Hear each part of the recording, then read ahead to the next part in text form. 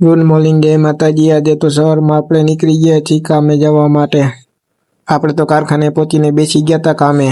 બપોરે તો જમવાનો ટાઈમ થઈ ગયો તો આપણે ગયા હતા બેસી ગયા હતા જમવા ટાણે હક નો કરવા મારા મિત્રો બધાએ જમીને નીકળી ગયા હતા। આપણે તો રાજકોટ જવાનું તો આપણે તો કરિયાણું લેવા આપણે નીકળી ગયા છીએ રાજકોટ।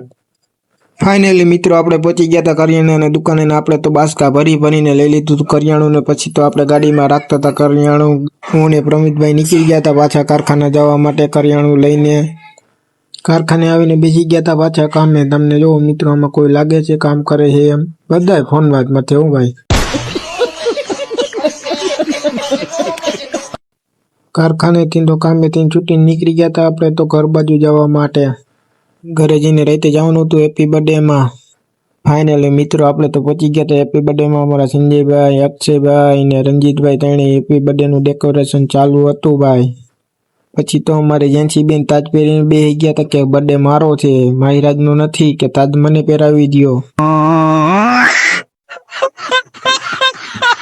ફાઇનલી મિત્રો આપણે તો માહિરાજ ને કેક ખવડાવવા પગી ગયા તો માહિરાજ તો રાયડું બક્કા ચટ્ટી બોલાવતો હતો। કેક ખાધો નહીં કોઈને ખાવા દીધો નહીં।